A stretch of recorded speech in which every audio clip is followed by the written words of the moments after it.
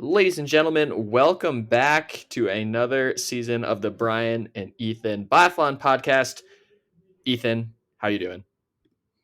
I'm doing good. I'm excited for another season. Happy to be back, and yeah, hopefully we can continue our successful streak of completing podcasts last year. I know it's actually funny you say that because I went back to listen to some of the last podcasts that we did at the end of last year. And it's funny how we were talking about it was our most successful year because we did as many podcasts as there was weeks of biathlon, I believe. So if we can keep this momentum rolling into this year, I think we'd be. I think we're gonna have a pretty good year. I mean, we're gonna try for consistency because both of us have a lot of other things going on outside of biathlon, or I guess for me, a lot of travel within biathlon, and then you are obviously at school. But we're gonna try for consistency, and I think we can do another full year. And I think we're gonna put together another good year of podcasts. So what you been up to? I think fans are always kind of curious about, what we've been up to in the off season and also outside of biathlon. But what have you been up to this year? Ooh, not a whole lot. Mostly just going to school. I'm in my last year of undergrad and just trying to finish strong and get to the end. Sweet. Well, I've been coaching biathlon and traveling all over the U.S. and pretty soon, once the winter rolls around, then I'm gonna be traveling a little bit in Europe. So, yeah, I think kind of going back to that consistency, like we'll try to get consistent episodes out, but who knows what'll happen. But you just have to subscribe and tune in if you want to know if we can get all the podcasts out. But cool.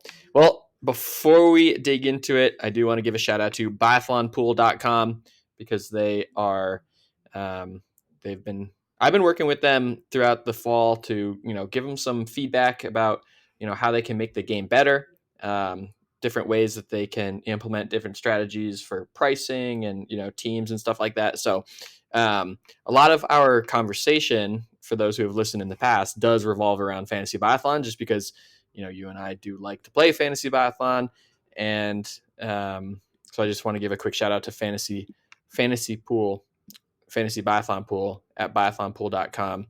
And this year, also last year, we gave out a bib for a signed race bib from Sean Doherty for the winner of my pool on Biathlon Pool.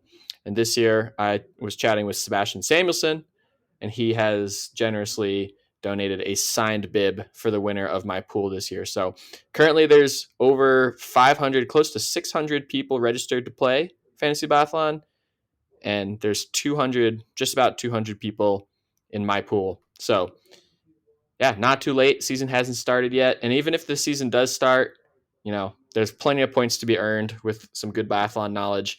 So head over there, sign up. It's free to play. I don't know why I didn't mention that yet, but it's free to play. So share your biathlon knowledge with the rest of the world.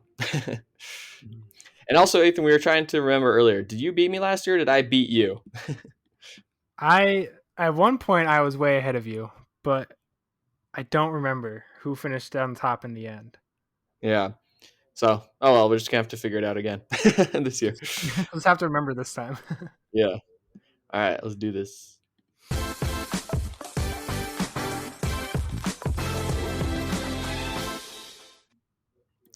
All right, it's time for our first shot, and let's start with some feel-good stories. Ethan, I just saw a press release that Greenland will be making their relay debut in Östersund. As we all know, Ukilek Satamark, she's been on the World Cup for a few seasons now, pretty successful solo Greenland biathlete.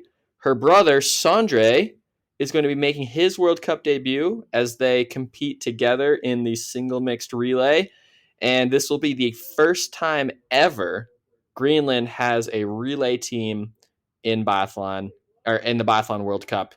And I think that's just freaking exciting because that just shows that biathlon's expanding and we're getting more nations to participate. And granted, it's small and they might be the only two biathletes from Greenland.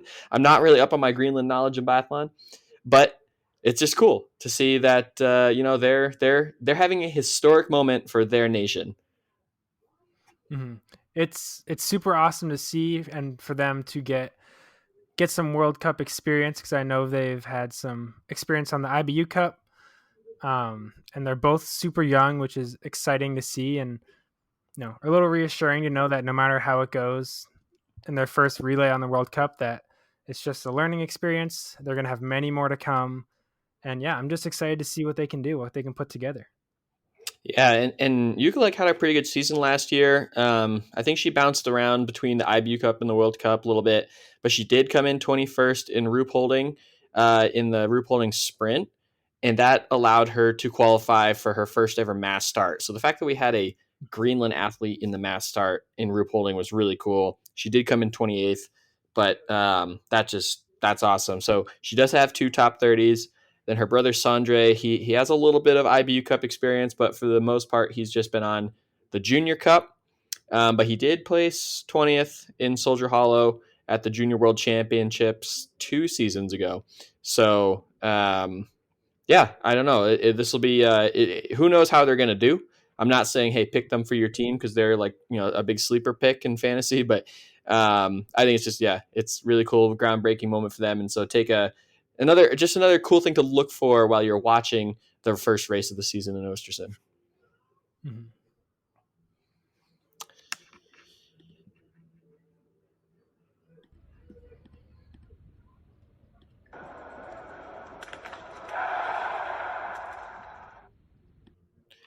All right, so we're going to move on. One of the big topics of the year before we start talking about, the athletes and what we think is going to happen. One of the biggest topics of the year this year is the fluoro wax ban. And I want to go a little bit into the weeds here and share a little bit about, what that's going to look like. And then we can talk a little bit about the impact that's going to have on the World Cup. But basically, every ski that is used in a race has to be submitted 30 minutes before the start. So that right off the bat is going to change a lot for the wax techs, because I've been on plenty of race trips and been at plenty of races where you're getting the ski out the door 5 minutes before the start. And no, you never like to have it that way, but sometimes with all the prep that goes into a ski, sometimes it can be pushed right to the last minute. So that's going to be a big change for the wax preparers and the wax techs, because especially if it's a snowy day or even a sunny day, if conditions are changing really fast, you need to make changes in your ski prep in order to get the fastest ski. So first of all, having to submit your skis 30 minutes before the start, that's going to be a big change. But then once you submit your ski, each ski is going to be tested 3 times, once on the tip, once in the center, and once on the tail. And they're using a color system. So there's a certain threshold that they're looking for, how many fluoro particles they find in the base of the ski. And if it's over a certain threshold, then you either get a yellow light, or if it's way over the threshold, then you get a red light. If there's no fluoros detected or it's under that threshold, you get a green light. So if you have 3 greens, you're good to go. If there's any yellow in the ski, then you get a warning. And if there's any red in the ski, then you get basically you get a red light, and you don't get to participate. Now, I say that with an asterisk, because if you have a red, you are allowed to change your ski last minute, submit a new pair of skis, and go. But the IBU is only allowing 1 ski change per trimester. I'm sorry.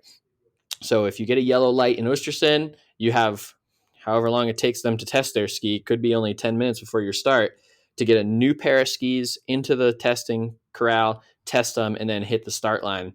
Otherwise, if you've already changed your skis and you don't have any more changes left, then sorry, you're a DNS. You're not allowed to race, which kind of sucks. Red, if you get the red, then yeah, that's a DNS. And then the other thing is 2 warnings. So if you get a yellow, you get a warning. 2 warnings equals a red. So if you got a warning in Ostersund and then you go to Hochfilzen and you get another yellow, that's 2 warnings. That's a DNS. And then at the end of the race, every ski that crosses the finish line will then be tested 3 times again.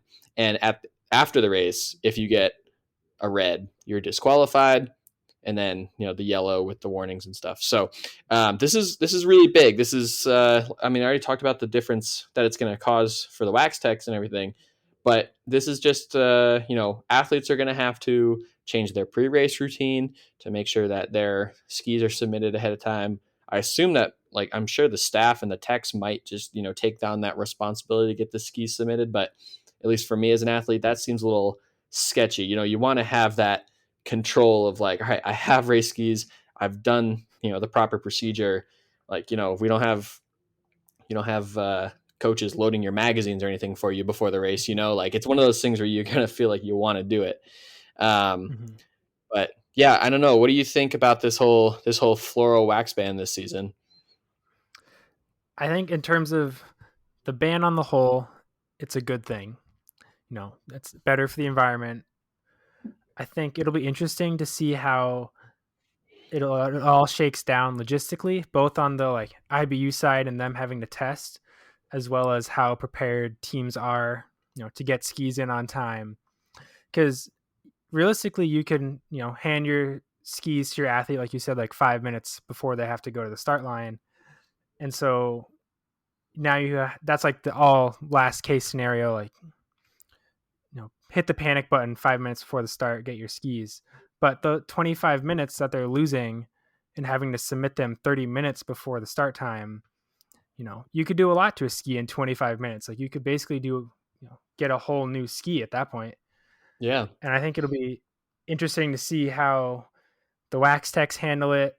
And like you said, how the athletes handle it too. Cause you and I have both done races where our skis are in wax control and we don't really have any control over them. They just show up to the start line and we hope that they've been waxed and have all the things that they need to be done to them. And I think it'll be interesting to hear feedback from the athletes, hear feedback from the teams, and as well hear feedback from the IBU, just to see how the whole process is going. Yeah. And I think there's big implications here, just for the results too. I mean, I guess at least with fluoros is a hydrophobic material, so it almost repels, or no, it literally repels the water underneath the ski, and as the ski glides across the snow, it that little bit of friction creates just a little bit of water between the base of the ski and the snow, and so the little bit of water there, it actually, it wants to, like, suction the ski to the ground a little bit and slow it down. But what the fluoros do is it's a hydrophobic material that actually repels that water and creates a really quick, or just actually it creates no attachment to the ground or to the snow or to the water, so it makes the ski glide really well. And it's like, everyone talks about nailing the wax, right? But I think with fluoros, like, if you put a fluoro on a ski that's not necessarily the perfect wax for the day, you're still going to have a really dang fast ski. And I think teams are fighting for that, like, 1-2% advantage every day, where it's like, wow, yeah, we got the perfect fluoro, the perfect combination mixture of product with structure and grinds on top of that. We'll talk about that in a second. But, like, we got a 1% advantage, and on the World Cup, I mean, the races are so tight that a 1% advantage can mean a huge difference for an athlete who's coming in 10th or coming in 5th potentially, or even the podium, or even the win. So, like, that's what teams are fighting for, that 1% advantage. But without the fluoros now, it's no longer a case of, okay, we're fighting for these small advantages.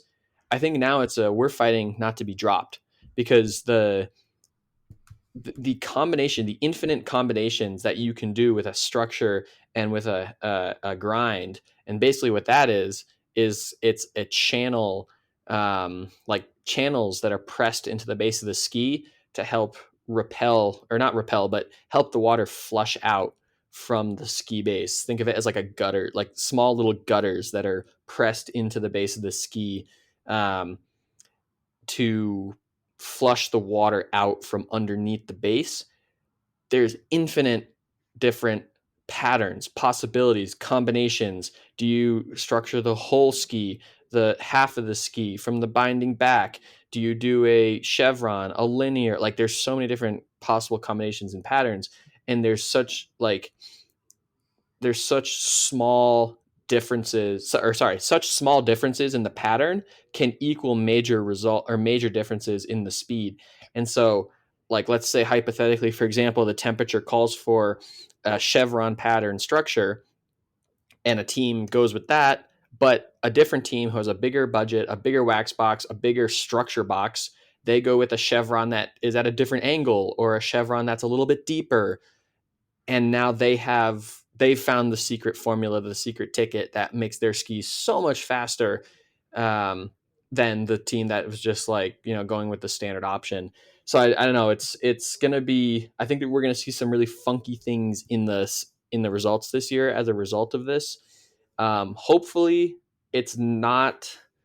I don't know. I'm just hopeful that it's not to the point where it's like this isn't even fair anymore. Like I would hate to see a team that just puts all their money into building up their structure box that and then they just become the outright favorite, and no matter how fit of an athlete you are, it doesn't matter because your skis are 10-20% behind and you just can't keep up. You know what I mean? Mm-hmm. Yeah, we've seen before where teams have brought their own like grind machine to grind their skis fresh every single day to like a world championships or an Olympics before, and having the resources to do that is going to make a humongous difference this year. And like you mentioned before, the ski times, I hope that the times aren't like glaringly obvious of who has the resources and who doesn't, because the smaller teams aren't going to have the safety blanket of, like you said before, having fluoros on your ski no matter what. If you get the right wax, if you're off by a couple degrees or a couple humidity points, Yeah. you have fluoros on there to kind of save you a little bit. And now without that, if you choose the wrong ski, like pretty much game over. Like you're just hoping to get to the finish line, in a reasonable time. Yeah.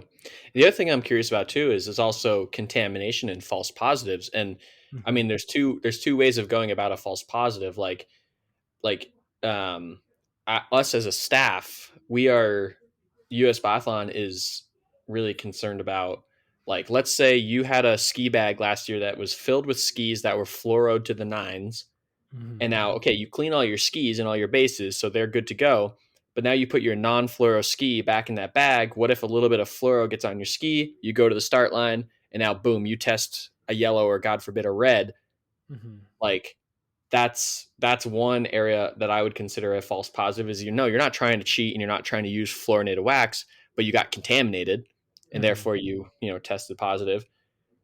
And then on the other hand is like, what if there's a material within the ski base or the ski wax like that is not a fluoro, but for whatever reason it trips the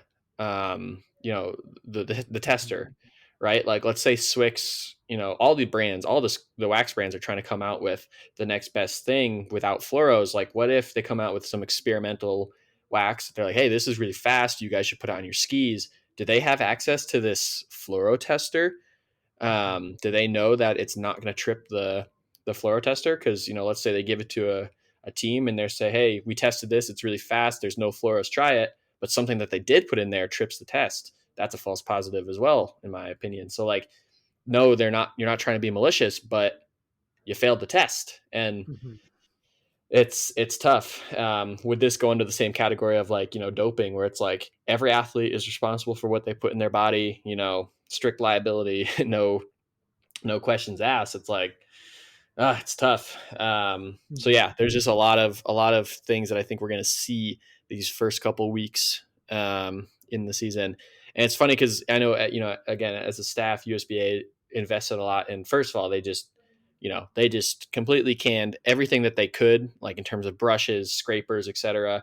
They had a whole wax box full of fluoros that they had to get a new wax box, but they cleaned as many things as they could to keep it. We don't have an infinite budget, so you got to clean as many things as you can to continue to use it.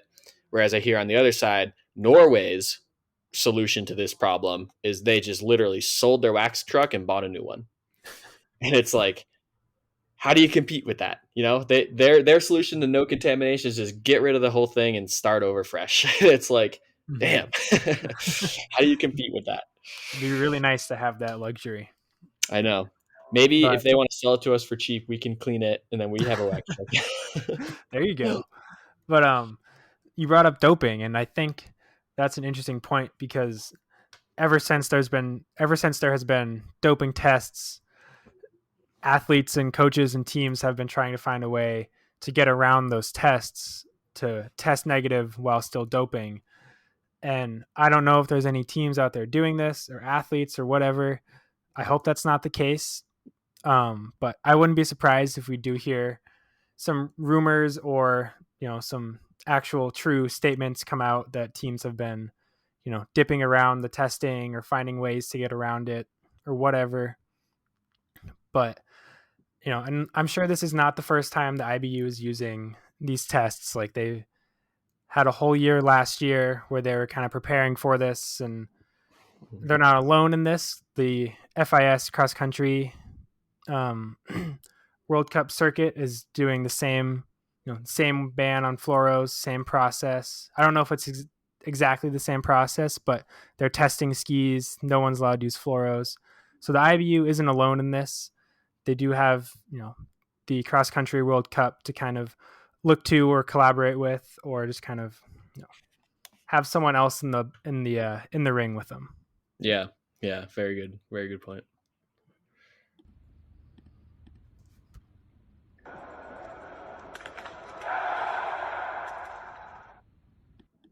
All right, let's move on to some of the fun stuff. And now I know everyone is excited about the new year, and it's time to talk about how we think the season is going to go. And I know we made some predictions at the end of last season, but as things shook out over the year, the Women's World Cup, Ethan, this is going to be fun. I think I really think it's going to be a fun season.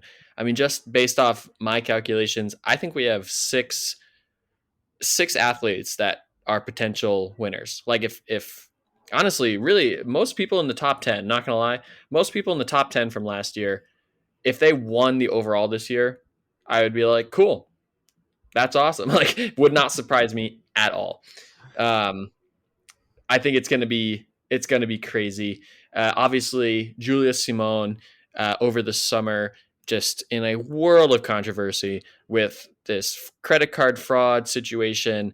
For those who don't know, really quickly, 2 credit card fraud allegations were leveraged against her. One of them being by her teammate Justine Breza-Boucher, and so she's been talking to the police and everything about all this stuff, and there, who knows what the heck is going to happen with that. But as a result of this, she and Justine are obviously, like, there's so much tension within the French women's team. So is that going to be like this little added stress that is going to knock her off the top of the podium?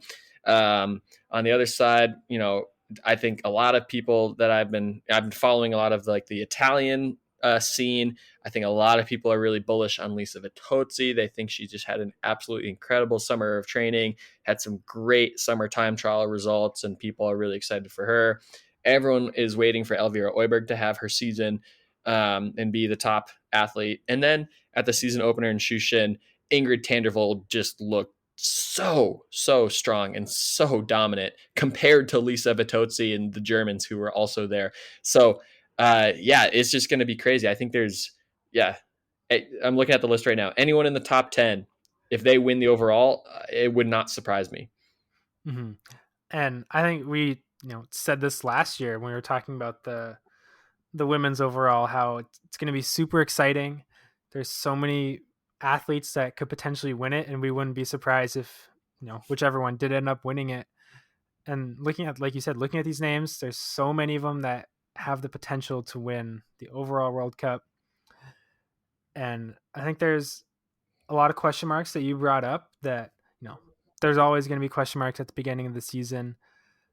The tension within the French team is a really interesting one because stuff like that we usually don't hear about in the sport of biathlon, where there's, huge huge amounts of frustration, emotion just within your own team and towards your teammates and fellow countrymen and women. So I'm really interested to see how the whole French team as a whole, because there was I don't want to say scandal, but the incidents last year with the men's team with their coaches and athletes speaking out, and Right. it just wasn't a super pretty situation. And I think the whole French team is going to be watched really closely, men and women.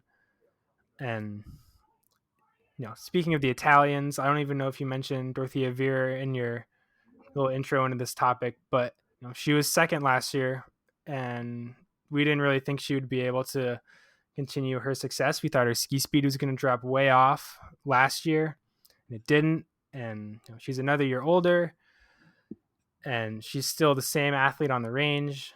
It's hard not to feel really confident in her ability to continue shooting well, shooting fast, and just continue getting podiums and top results. Yeah, it's funny because I released my season predictions this week, and some of the comments were about how I just didn't even talk about Doro, and I don't know why. I'm not a fan of Doro. It's not that I'm not a fan of Doro. Like, I think she's fine. I think she's done great things to bring attention to the sport. She's obviously an incredible athlete. I think maybe I err on the side a little bit of like, I want to see one of those quote unquote young gun, Mm-hmm. exciting, fast, young females to come up and take the sport by storm. And Doro is not the young gun anymore. And so yeah, like you said, every year I'm expecting her ski speed to finally just be like, okay, I'm showing signs of aging. Mm-hmm. But I mean, if you look at her stats, like her skiing last year was better than 2 and 3 years ago. So who knows why, but that is the case. And she had, just as successful a season last year as she did when she won the overall a couple of seasons ago. So, I don't want to count Doro out, but just for me, like, I think it would just be so much more exciting to see a Vitozzi, Elvira, and who knows, maybe Julia Simone. I mean, okay, if you asked me what I think would be most exciting, I would want to see Elvira, Vitozzi, and Lou Jean fighting for the overall, because I like Lou Jean more than Julia Simone, but I don't think she's that quality or that caliber of an athlete yet. Maybe in a couple of years. But yeah, I think it'd be really exciting to see those other three just go head to head. But yeah, I like. How do you think about Hauser? Because she's another one that I put in there with sort of the Doro of like, okay, you're getting a little bit older. You had flashes of brilliance a couple seasons ago, but the last couple years, you're kind of falling off a little bit. Her hit rate is down, and we always had her pegged as like a really strong shooter. Her ski speed is not down necessarily, but Mm-hmm. it's not as strong as it used to be a couple seasons ago. What do you think about Hauser? She's kind of a tricky athlete to wrap your head around, because throughout her whole career his ski speed has been you know gradually increasing and improving for the most part every year.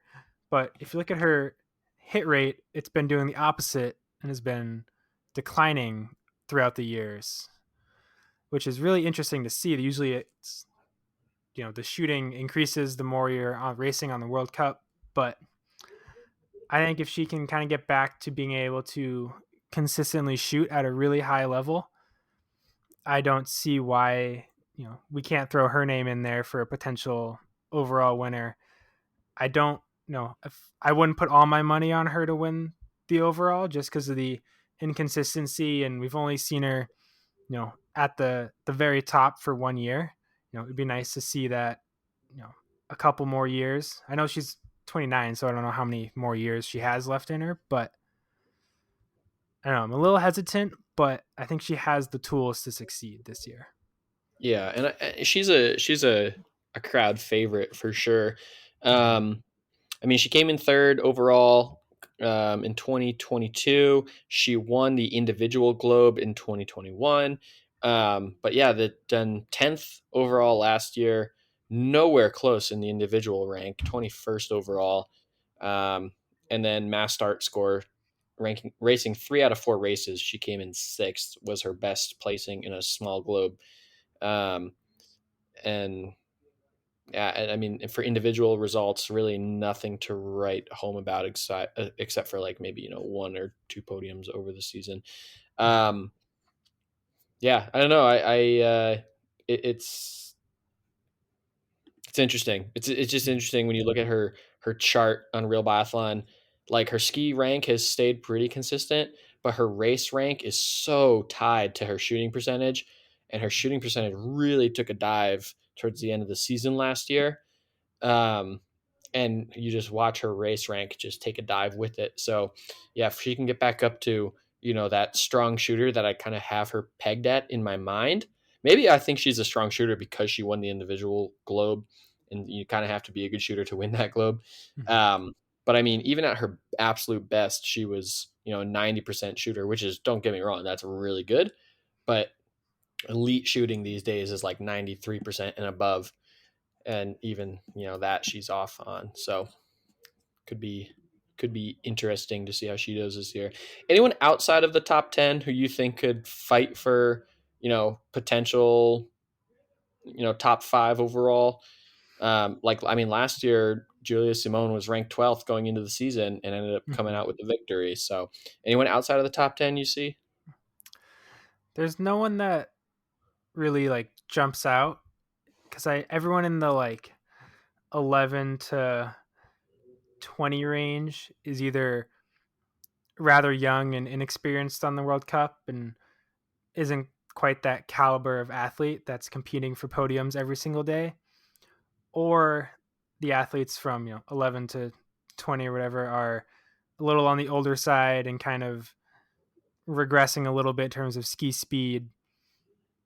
So I don't think there's anyone that really jumps out to me, but there's definitely some young athletes in there that are super exciting to watch, and I'm sure we'll see them on the podium a few times, but I just don't think it'll be consistent enough to be fighting for that overall globe.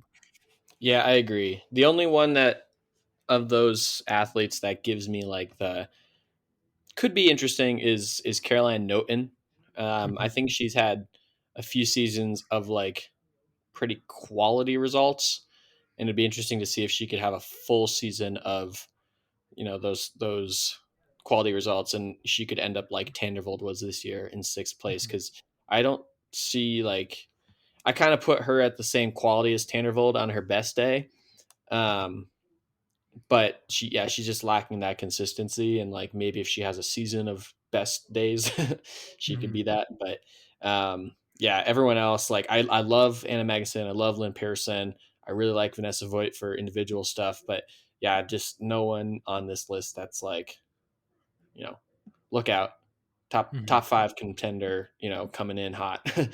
Yeah. So I think on the women's side we're kind of at a point um in the sport where it's like a changing of guard from the athletes that have been there dominating for such a long time. And like last year, Roysland retired and Herman retired, and you know now it's just Doro and Lisa Teresa Hauser that are kind of the common names that have been at the top for a while. mhm. And no, the young athletes have a chance to really throw their hats in the ring, and who knows what could happen. Yeah, yeah. No, for sure the women's side is going to be it's going to be super exciting. Mhm.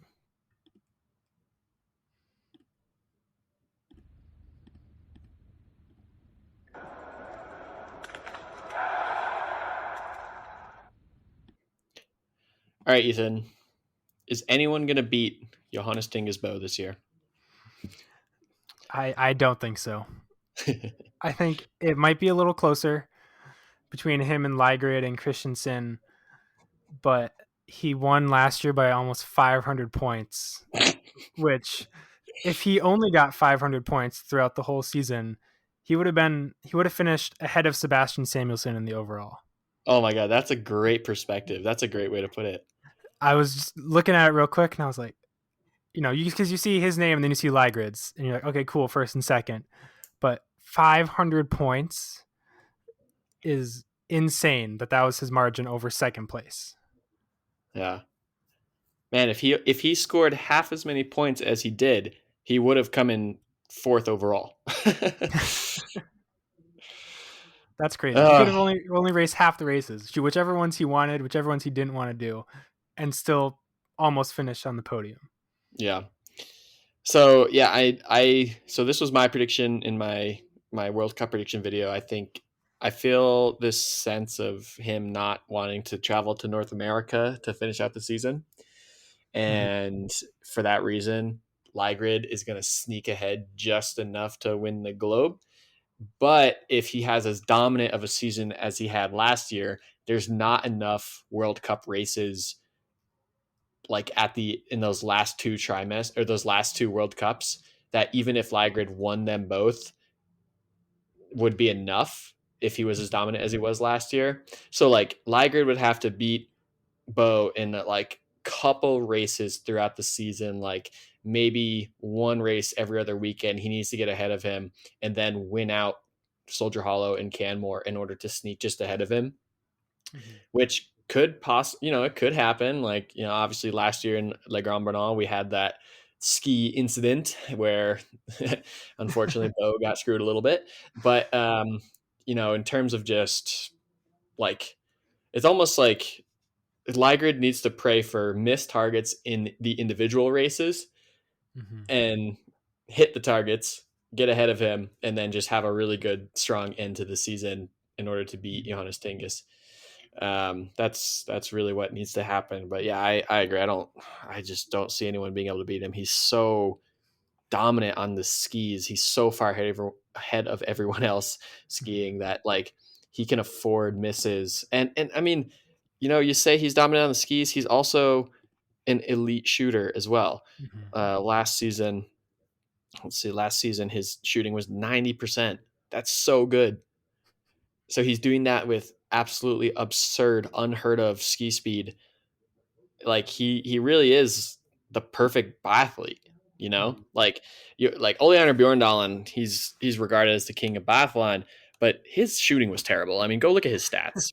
Bjorndalen's shooting was atrocious. He was just a super fast skier. He also did it for a really long time, and like he also kind of he came up when biathlon wasn't as competitive as it was now. For COD, he really changed the game in terms of competitiveness. Like he was a really good shooter, really strong skier, but neither of those guys are putting up numbers like Johannes Tingus Bo is. So, um, yeah, it's just it's honestly it's magical to watch. It's like it's almost like an honor to be like, yeah, like Bo, we got to see the Bo era, and Mm-hmm. hopefully this year, if I can make it to Soho or Canmore, I'd love to see Bo in person. I saw him when he came to Presque Isle, Maine a couple of years ago, and just seeing him in person is just it's incredible. Yeah, because watching on the TV, you just don't have the perspective of being there, just to see how fast he's covering the ground. You know, obviously, you can see the shooting aspect pretty well on TV as you can in person, but it's Yeah, just mind blowing what he's been able to do the past few years. yeah. So I guess I put up the question, anyone else in the top 10 who you think is going to be able to crack that Norwegian dominance this year? They have, Benny Dole had fourth place last year. And honestly, surprisingly, Martin Ponsaloma came in fifth overall. I don't recall that. I don't remember him having as good a season as that, but there he is, fifth place, was able to crack that Norwegian dominance. Anyone else? Phil Maé, Hartvig, Mhm. Jacamel, Seb. Anyone else you think able to get in there and crack that Norwegian, top five? Mhm. I think I wouldn't be surprised if Norway finished first through fourth in the overall. But you mentioned a few names like Ponsaloma, Fionn Maillet. I think Hartweg and Giacomel are just like a little too young and inexperienced to be competing for podiums every single race and I agree. consistently achieve those. Yeah, But Fionn Maillet, Ponsaloma, and especially Seb Samuelson, I think we can almost expect that from them to be top six in the flower ceremonies on the podium, or at least top 10, kind of at the minimum every single race. And hopefully, especially Seb Samuelson, can have a little bit more consistency and a little bit better season results wise. And it'd be super awesome to see Fionn Maillet back to his what was it, a year or two ago, where he was just skiing and shooting lights out, pushing Johannes Tingesbo and Ligrid every single race. It would be super awesome to see someone outside of that Norwegian team competing at the top every single day. Yeah, and really, Phil Maillet didn't lose. I mean, he was the overall champion 2 seasons ago. He didn't lose anything on the range, but his skiing just like fell apart last year. He Mm-hmm. was uh, he was skiing faster than the average top 10 athlete 2 seasons ago, and then last year he was skiing a full percent slower than the top 10 athlete. Granted, Johannes Tingesbo had a crazy season, but even compared to the average skier, he lost nearly a percent on the average skier, and his shooting time went way faster. So it's Mm-hmm. not like he was losing time on the range or anything. So um, man, like even looking back at Phil Maillet's recent seasons, like pretty much ever since 2018, he could kind of guarantee a few podiums every year, and then in 2022 he was on the podium like literally 60% of the time. Last year he was on the podium less than 1%, or sorry, 9% of his races, where the season he won he was 60% of the time on the podium. So less than 10% of the time he was on the podium last year, and that was his worst showing since like 2016. Yeah. So hopefully, yeah, he's got it in him. Obviously, hopefully he can get it back. Yeah. I think one thing on the men's side that will be super interesting to watch is that factor of the Fluoro wax ban, Mm, where if you really choose the wrong ski, it could be game over from the start before you even put your skis on, which, especially for Johannes Tingesbo, could help him a bunch, or it could kind of bring him back down to reality and closer to everyone else. So if he mm, has, a couple bad ski choices, or the Norwegian team doesn't nail the wax or the ski, or like you brought up the Grand Bonnat race last year, whereas all because he was on Fisher's, who knows what could be, but I think that possibility just got a lot bigger without the Fluoro safety blanket. yeah. What do you think about Emilien Jacquelin? Because I think he's a favorite of mine. I think he's a little bit cocky, and he's got a lot Mm-hmm. of emotion. I guess that's the better way to put it. He's got a lot of emotion, and sometimes that comes back to bite him in the butt, and you see him slamming his rifle after missing 3 or 4 targets in a relay. I forget which race that was, but he's got a lot of emotion, a lot of passion. And when it goes right for him, it's just so much fun to watch him race and celebrate and be a little cocky. I think it's great and fun for the sport. Terrible season last year. I mean, most of the French men had terrible seasons last year, but when I say terrible, I mean he came in 16th overall. He great performance, but that's pretty far back from what he did the season. Like 3 seasons prior to that, they were all in the top 10, and then last year he was 16th overall. What do you got going on for Jacqueline this year? I I'm not sure what to think, just because of the whole coaching, you know, issue that went down last year, and I don't think it's um it's a coincidence that all the French men kind of struggled a little bit and then came out at the end of the season with what they said. I think if they are clicking with their new coach this year, and his ski speed has not really changed at all over the past 3 seasons. Yeah, It's just his shooting that's tanked. And so if his shooting gets back to anywhere close to it was in the 1920 season, I think he'll be poised to have a really good year. And I think it'd be really awesome to see him, having the positive emotions more so this year than the negative emotions that we saw most of last year. yeah. I mean, his shooting in the 1920 and then 2021 seasons, his shooting was 87%. Last year, 78%, and his standing last year 70%. Like you can't win on that. You Mm-hmm. can't see success on that. He's not skiing that fast where he can make up for 3 misses in a pursuit race standing, or two misses in a sprint race or something standing. Mm-hmm. So Yeah. Yeah, it's going to be exciting. Last thing I'll say about the men's field, and this is a little tip for those who listen to the podcast and you're playing fantasy, again, back biathlonpool.com. Vebjorn Sorum from Norway. All the reports coming out from Norway in the early season is that this guy Vebjorn Sorum is the next, not next Johannes Tingesbo, maybe the next Turlholm Lagerud. Kind of unknown. He had an IBU Cup season last year where he was very strong, but obviously the Norwegian team being so dominant, he had really like no World Cup experience except for one weekend where he came in like 20th. But everyone and all the reports coming out of Norway is that he's going to be a World Cup regular all season. He's super fast, including beating Johannes Tingesbo in a team time trial that they did. He skied faster than Johannes Tingesbo. Granted, it's November, first time trial this season. Take it with a grain of salt. But he did back it up with 2 podium results in Shushin the next weekend in an official race, official results. So right now on Biathlon Pool, he only costs like $25 or something because, again, it's free to play, but the in-game money, he costs $25, which is an absolute steal. So just a little tip to all the listeners out there, might be a good one to add for some easy points early in the season. Um, and then after the points get updated, because that's new this year in fantasy, is after each weekend the points will be updated based on World Cup overall ranking. So expect him to be more expensive for the rest of the season. But yeah, Vebjorn Sorum, just when you think Norway can't get any more dominant, they just got these guys coming out of nowhere who are going to be just as dominant, if not even more dominant.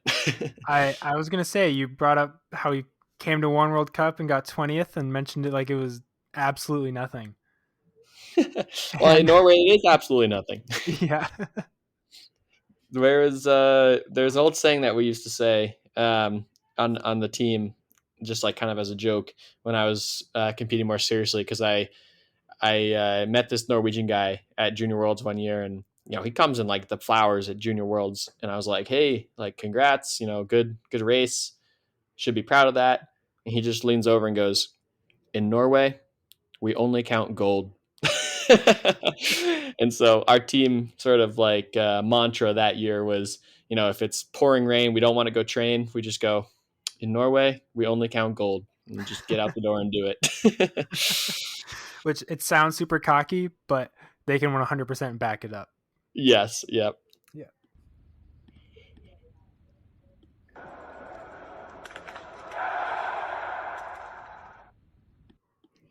All right, finally, it is time for North America. We got a lot of American listeners, a lot of English listeners, obviously.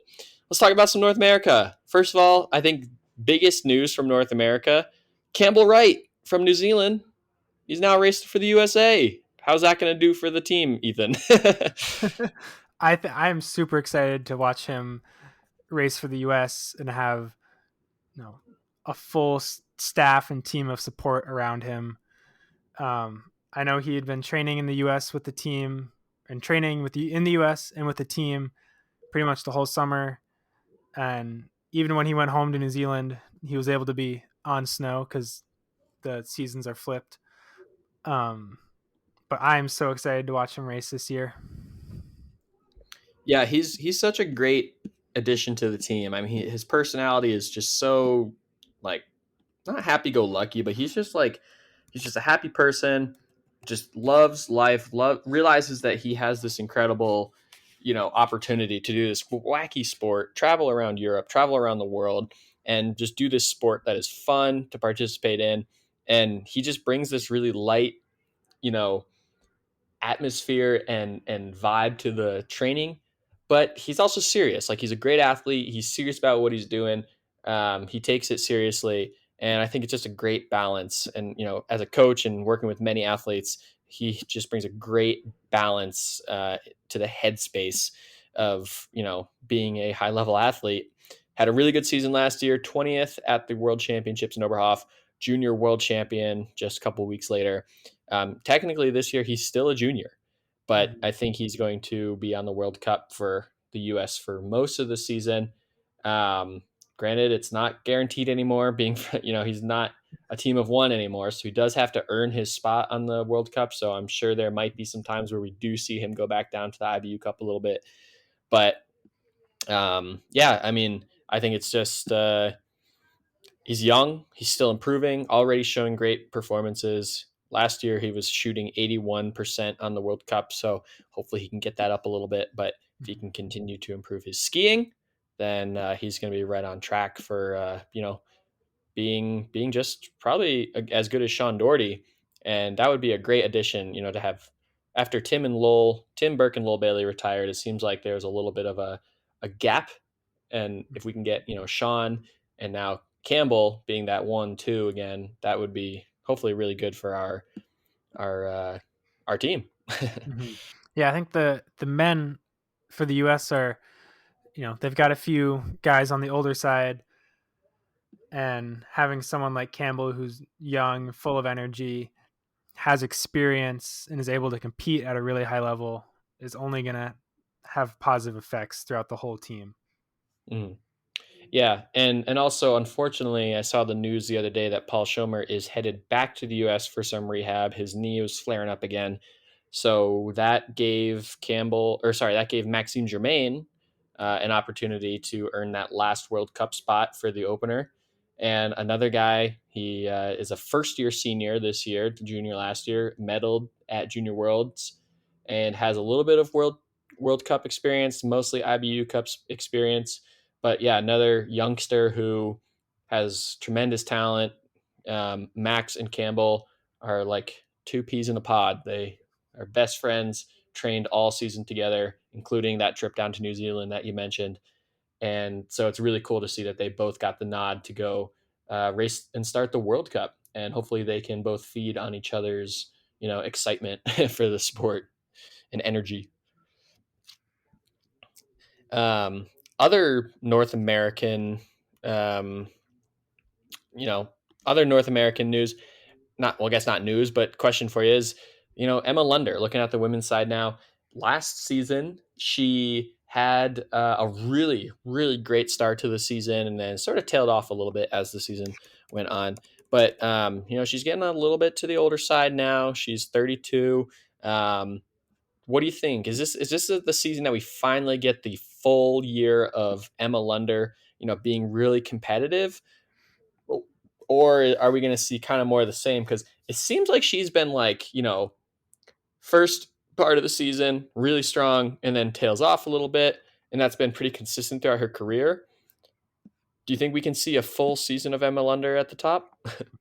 I think so, and I certainly hope so. I have a feeling that last year we were maybe seeing the effects of the Olympics and all the pressure that surrounds that event, kind of still lingering, hanging on there. And, she's had a full summer to recover, get back to training, and it would be so awesome to see her have a consistent, strong season. And yeah, there's a big question mark there, but I think everyone is hoping for the better outcome of the possibilities. Yeah, couple flower ceremonies to start the season, fourth and fifth in the sprint pursuit in I believe it was Contilati last year. Mm-hmm. And then I mean she did have good races, like she came in 11th at the World Championships, a couple top 10s at the end of the season, but that was also mixed in with a bunch of 40th places, 65th place, 54th place. So it's just that kind of classic, like, you obviously have it, and I guess more last year than any other season, the fact that she was still earning top 10s at the end of the season, shows that you do have it. You can perform all year long, but you got to drop those 65s because those are not helping. Because especially if you do it in a sprint and you miss a pursuit, Mm-hmm. that's how you lose points right there. You got to drop those 46s, out of the points. You got to stay, I mean, at a minimum in the top 40 to be continually earning points. But yeah, I hope so. I mean, it would be really cool because I mean, we really haven't had a North American who is a really solid bet on the women's side since Claire Egan and Susan Dunkley retired. And when those two athletes, Claire and Susan, had their not breakout year, but had some of their most successful seasons, was just north of 30, and that's where Emma is now. So hopefully this is Emma Lunder's year. Could be a really good pick for the fantasy team. Have absolutely no idea how much she costs right now, but could be a good pick for your fantasy team because I'm sure she's probably relatively cheap compared to some of the other big names, but she obviously has what it takes to be a consistent top 10 athlete. Mm-hmm. Especially a good pick for the first individual of the year. Mm-hmm. Yeah. What's she been shooting? I know she's a really fast shooter. What's her shooting percentage right now? It's a great question. Looks like we got at 84%, which is kind of surprising. That's pretty much World Cup standard, right where you want to be. I kind of had her pegged at a little bit better shooter, but you know what it is her shooting speed is really good. Like she's consistently a pretty quick shooter as well, so that Mm-hmm. really helps her. Helps her out where if she's shooting on average, if she can shoot like everyone else but do it just a little bit quicker, gives her a little bonus points. Mm-hmm. One thing that I just noticed looking at her graphs and data on realbiathlon.com was that there's really little to no difference in her standing hit rate and her prone hit rate throughout Yeah, almost her whole crazy. career. They've been as even as it gets, which is really promising to see. Yeah. Yeah, that's really cool because she's not like, setting herself up for a good race and just trying to hold it together and standing or, you know, can't hit the broadside of a barn and prone. So you're all of a sudden you're way back and then you climb your way back at the last minute and standing. Like, yeah, the Mm-hmm. fact that she's both prone and standing are pretty locked at almost like that 85%. That's really cool because that's the kind of consistency that you need to be a good biathlete. She's shown it in other areas of her, skiing ability. She's been skiing really well the last about 6 years or so. So like that's the kind of consistency. It's all kind of coming together. So actually, now that I'm looking at the stats more in depth, I'm liking Emma Lunder for a good season. Maybe not not a globe winner, but really good breakout season for her. Mm-hmm. But yeah, what about on the women's side for the U.S.? I mean, obviously it's we had the news this year where Joanne Reed declined her spot for national team naming, and then that didn't technically affect her standing on the World Cup. She still would have had to have shown up and qualified for the World Cup just based on how the criteria is written. But I think she's going to school, is the rumor that I hear. So she's kind of focused on a master's or something like that. And I don't have all the details about what Joanne's up to, but I don't know if she's retired or not, if we'll see her at the end of the season, see her next season. Not really sure what she's up to. But without Joanne on the team, it definitely there's a new feel to the U.S. women's team. A lot of new names, a lot of really young names. Of course, you still have Deidre Irwin, but yeah, I think there's going to be a lot of experience. It's going to be an experiential year for a lot of the Mm-hmm. women on the U.S. team, and not just on the World Cup team, but also on the IBU Cup team. Because when those top IBU Cup athletes like Jackie Garso move up, that opens up a spot on the IBU Cup for a newer athlete to get the IBU Cup experience. Mm-hmm. I think it's a great opportunity for so many members of the U.S. women's biathlon team to get some IBU Cup experience, some World Cup experience, maybe a little bit of both, depending on how they decide to move up or down, throughout the course of the season. But it's not going to be pretty all season. It's not going to be smooth sailing all season. But we could see some good results. Hopefully, see some growth throughout the year, and I think it sets them all up super well for going into next year, having the experience, which is so important at the highest level. Yeah, and our top woman on the team, Deidre Irwin. I know she did spend a lot of the season training solo, but she was able to get over to Italy for a training camp. and trained with the Italians in Anholtz, and I think she even raced at like an Italian national roller ski race or something. And I didn't see the results, but from what I hear, it went very well. Who knows what that means? But it did go very well. So hopefully she can have a good season and continue to lead the women's team, moving forward and Mhm. help us earn some good Nations Cup points there. Mhm. But finally, last one I wanted to bring up is back over to the Canadian side is Adam Reynolds.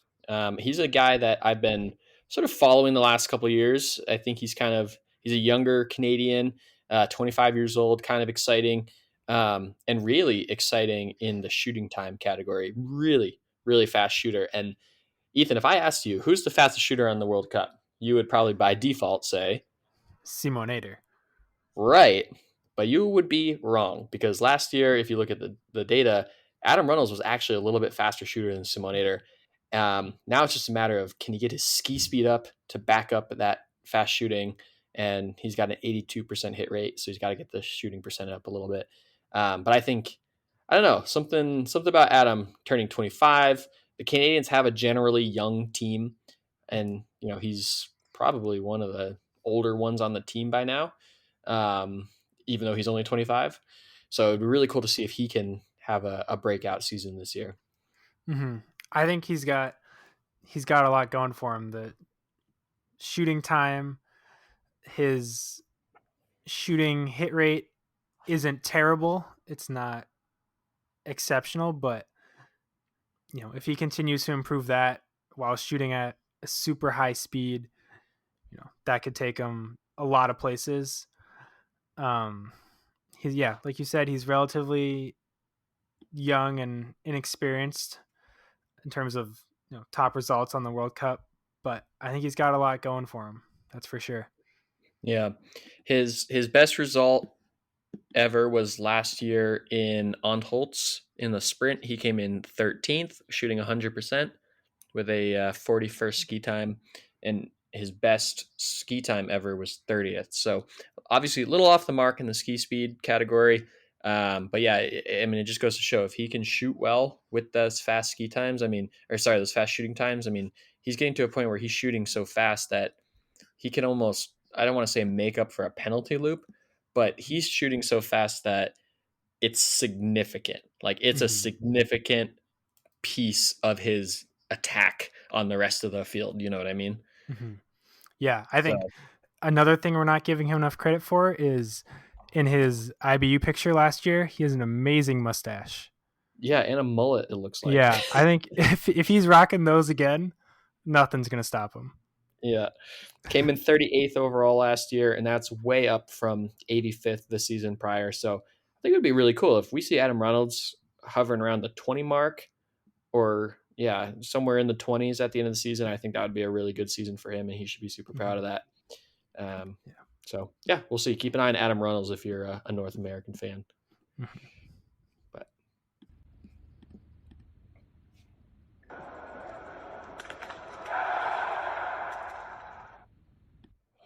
all right, Ethan, let's wrap this up. We got our spare round, and now there weren't really any misses in today's season opening podcast. So this is just a shot into the woods. All right, so I want you to share, a text that you sent me a couple days ago. Mm-hmm. Yeah. So as we've mentioned it many times in this episode, Brian has his fantasy biathlon pool. It's free to enter. Anyone can enter. We both enjoy it, and we both enjoy sport, biathlon. Another sport we enjoy is baseball. And so I texted Brian a little friendly wager where out of the two of us, whoever finishes higher in the fantasy biathlon pool has to do kind of a forfeit, if you will. And since we both enjoy baseball, the forfeit was since I'm a Red Sox fan and Brian is a New York Yankees fan, whoever loses has to wear the other team's jersey to a game at the other team's stadium, which is, it sounds like a Base- nightmare. Yeah, I know this. Like, you're trying to get one of us killed, Ethan. Yeah. So for those who don't know, obviously, I mean, the Yankees and the Red Sox, huge rivalry, and in American sports, arguably one of the biggest, if not the biggest, rivalry in sports. And I mean, back in the '90s and '80s, like you could not wear an opposing team's logo to the other stadium, or you would Mhm. legitimately get beat, beaten. Yeah. Um, I will say I have worn a Yankees jersey to Fenway Park in Boston, and I'm still here to tell the tale. I Mhm. was guarded by my freakishly tall cousin, who is a Red Sox fan. He was Mhm. my guard that day, so maybe we'll have to employ him again if I lose this bet. But no, I'm really looking forward to it. I think this gives, reputation aside. I mean, if I have a terrible fantasy season, it's like, what does that guy know? But now Mhm. I'm like, I'm fighting to not have to go to Fenway Park in a Red Sox jersey. Or actually, no, you would have to come to Yankee Stadium in a Yankee jersey. Mhm. Oh, I see how it's going again. Wait, I understand the bet now. Okay, so there's no fear of getting beaten up anymore. But No, just yeah, yeah, just wearing the other team's jersey. No, just I've never worn a single article of Red Sox gear, and I will not. So get ready to lose, Ethan. I don't know about that. We'll just have to see how it goes. Yeah. So keep an eye on that if you're playing fantasy to see where Ethan and I are ranking against each other. We'll give you guys updates throughout the course of the season too. Absolutely, absolutely. All right, Ethan. That does it. That's our first podcast of the year. We did it. We're 1 for 1.